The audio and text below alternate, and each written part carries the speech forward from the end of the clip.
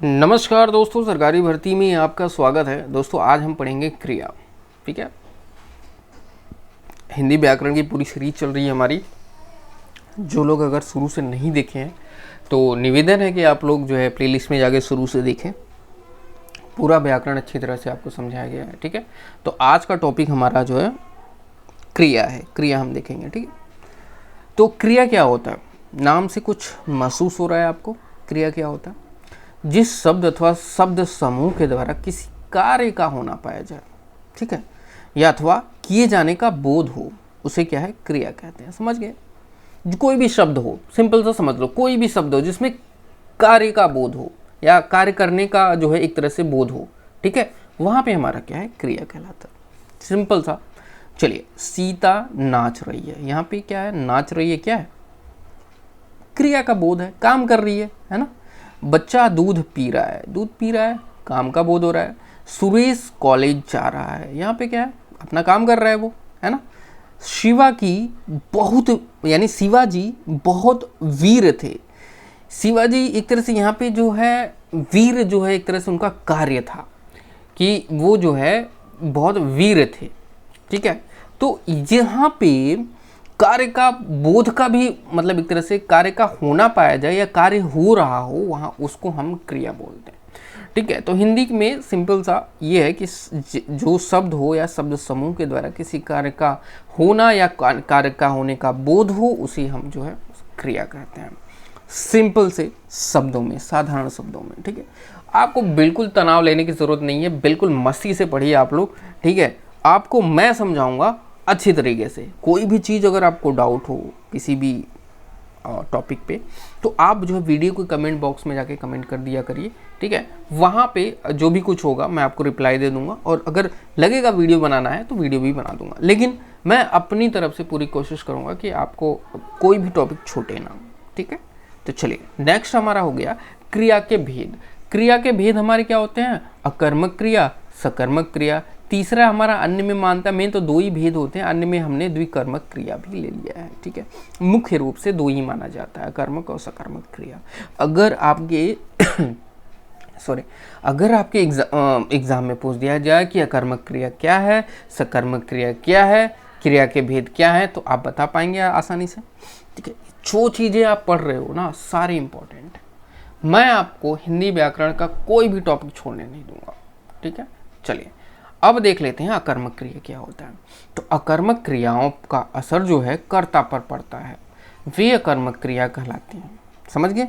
जो अकर्मक क्रिया है उसका जो है असर जो है कर्ता पे पड़ता है, तो क्या होते हैं हमारे? अकर्मक क्रिया। ऐसे कर्मक क्रियाओं को कर्म की आवश्यकता नहीं होती है। समझ गए? जैसे राकेश रोता है, सांप रेंगता है, बस चलती है, ये क्या है? हमारी अकर्मक क्रिया है। ठीक है, जैसे रोना हो गया, रेंगता हुआ, चलती हुई, ये सारे के सारे क्या है? हमारे अकर्मक क्रियाएं। तो वही चीज़ बोला है कि जो क्रियाओं का असर कर्ता पर नहीं पड़ता, ठीक है, वो हमारे अकर्मक क्रिया कहलाते हैं।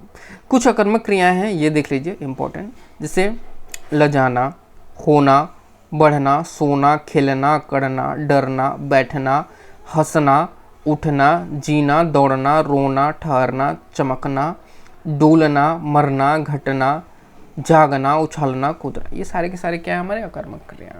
समझ गए? ठीक है, नेक्स्ट हमारा सकर्मक क्रिया। सकर्मक क्रिया क्या है? जिन क्रियाओं का असर कर्ता पर नहीं कर्म पर पड़ता है। वहां पे कर्ता पे भी नहीं है और कर्म पे भी नहीं है।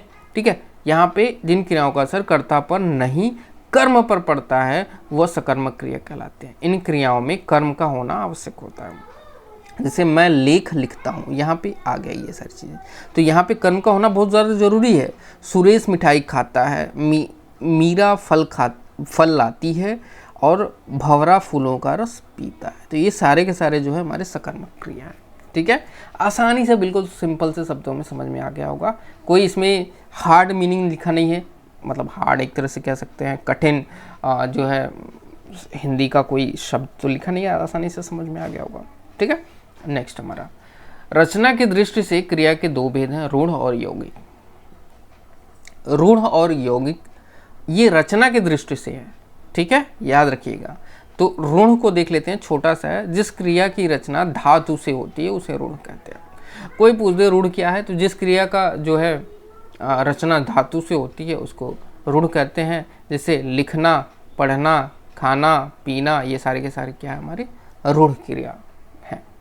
ठीक है, नेक्स्ट हमारा यौगिक में अब देख लीजिए, जिस क्रिया की रचना एक से अधिक तत्वों से होती है उसे क्या कहते हैं हमें यौगिक क्रिया। एक से अधिक तत्वों की, जैसे लिखवाना, पहले लिखना था अब लिखवाना हो गया। लिखवाना, आते जाते रहना, पढ़वाना, बताना, बड़बड़ाना, इसमें क्या है एक से अधिक तत्वों का बोध है। ठीक है, अब इसमें क्या है, जिस क्रिया की रचना एक से अधिक तत्वों से होती है उसे क्या है हमारे यौगिक क्रिया कहते हैं, जो ये सारे के सारे एक से अधिक जो है।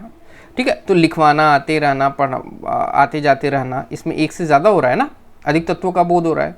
ठीक है, तो ये सारे के सारे जो है हमारे यौगिक क्रिया कहलाते हैं। ठीक है, तो कंप्लीट हो गया क्रिया। उम्मीद करता हूँ आपको समझ में आ गया होगा। दोस्तों अगर वीडियो पसंद आए तो वीडियो को लाइक कीजिए और चैनल को सब्सक्राइब करना ना भूलें, क्योंकि इसी तरह की जो वीडियोज़ हिंदी व्याकरण की पूरी सीरीज चल रही है आपको देखने को मिलेगा। और साथ में आप टेलीग्राम ग्रुप ज़रूर ज्वाइन करके रखिएगा। ठीक है, वहाँ पे आपको डेली बेसिस पे PDF, क्वीज, करंट अफेयर, सारी चीज़ें, टेस्ट सीरीज सब कराई जाती हैं, तो आपके लिए बेनिफिट होगा। मिलते हैं अगले वीडियो में। Thank you so much.